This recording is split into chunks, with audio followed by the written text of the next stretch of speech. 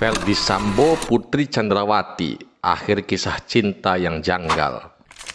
Mengadili, menyatakan terdakwa Ferdy Sambo SH MH telah terbukti secara sah dan meyakinkan bersalah, menjatuhkan pidana kepada terdakwa tersebut oleh karena itu dengan pidana mati.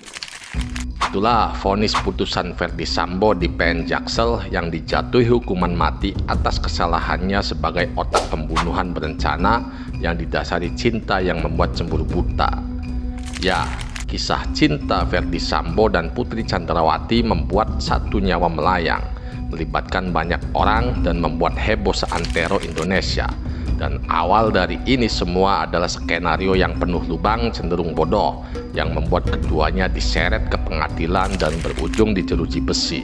Kisah cinta ini terkuak khalayak umum di muka persidangan. Putri mengaku sangat mencintai Sambo dan Sambo pun setengah mati mencintai Putri. Rasa cinta yang besar inilah yang mendorong Sambo, seorang perwira tinggi polisi berpangkat Inspektur Jenderal yang menduduki jabatan Kepala Divisi Profesi dan Pengamanan atau Kadif Propam Polri, hingga harus memerintahkan pembunuhan terhadap Noviansa Yosua Huta Barat, polisi berpangkat rendah yang merupakan ajudannya sendiri. Ketika itu, emosi Sambo menggelegak tatkala Putri pujaan hatinya mengadu bahwa dirinya dilecehkan oleh sang ajudan. Sampai di sini, ketidaklogisan kenapa seorang irjen harus turun tangan sendiri untuk menyelesaikan seorang brigadir berubah menjadi logis. Karena cinta itu melumpuhkan logika hingga membutakan segalanya. Wajar bagi Sambo membela sang kekasih, karena itu adalah harga diri seorang lelaki. Baginya, tindakan tidak senonoh sang ajudan kepada istrinya, perempuan yang dicintainya setengah mati, itu adalah sesuatu yang tak bisa ditolerir. Namun, nasi sudah menjadi bubur, sial baginya.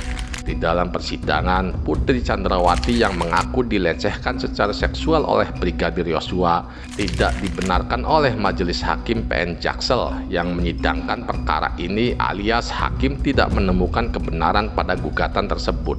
Para hakim justru berpendapat bahwa Putri tidak dilecehkan oleh Yosua, tidak pernah ada percobaan pemerkosaan. Sebaliknya, hakim bilang bahwa Putrilah yang sakit hati terhadap sikap Yosua lalu melancarkan fitnah. Kisahnya berawal atas pengaduan Putri sang kekasih perihal tindakan Yosua. Ferdy Sambo langsung meledak, konon diawali tangis pula.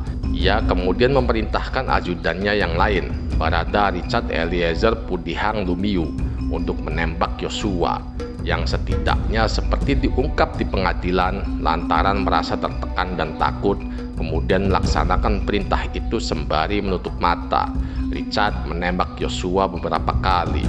Persidangan sudah barang tentu mencuatkan pembelaan-pembelaan Sambo dan Putri. Ada air mata yang mengacak, yang mengalir membelah pipi maupun yang membuncah hebat ledakan tangis. Lagi-lagi cinta yang dikedepankan. Sambo dan Putri mencoba menekankan kepada majelis hakim, juga kepada publik yang mengikuti persidangan, bahwa cinta yang diganggu, cinta yang dirusak dapat membuat siapapun hilang kendali, tak terkecuali seorang jenderal. Di luar dugaan banyak pihak yang terlanjur skeptis terhadap penyelesaian hukum di Indonesia, persidangan bergerak ke arah yang berbeda. Hakim ternyata sama sekali tidak terpengaruh pada pembelaan Sambo dan Putri, tidak terpengaruh pada histeria air mata. Pembunuhan tetap pembunuhan. Terlebih, ihwal dari pembunuhan ini sendiri dari persidangan ke persidangan justru tambah kabur. Dengan kata lain, Sambo memerintahkan pada Barada Richard Eliezer untuk melakukan pembunuhan dengan terencana, tanpa dasar yang betul-betul konkret. Dengan kata lain, boleh jadi dia menghabisi orang yang salah. Pengadilan bergemuruh di tempat-tempat lain, di depan televisi yang mengalirkan secara langsung jalannya sidang vonis, orang-orang terhenyak.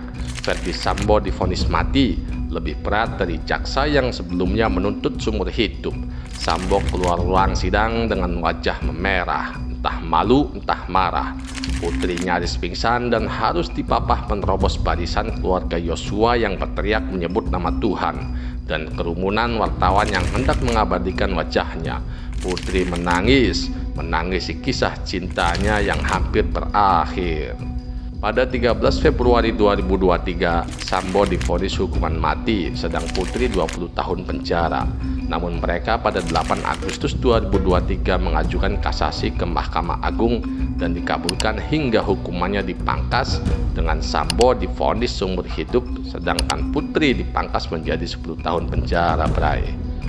Aduh. Mengutip ayat 28 Quran Surat Yusuf. Sesungguhnya tipu daya atau godaan kalian, wahai para wanita, begitu besar. Dari ayat tersebut menyimpulkan bahwa dari keindahan seorang wanita terdapat sesuatu yang berbahaya, Bray.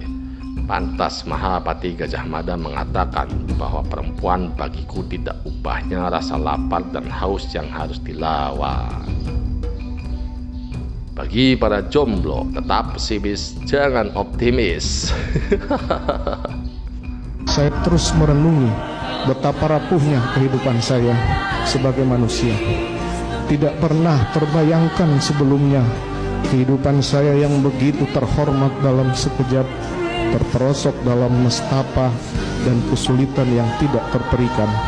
Demikianlah penyesalan kerap tiba belakangan, tertinggal oleh amarah dan murka yang mendahului.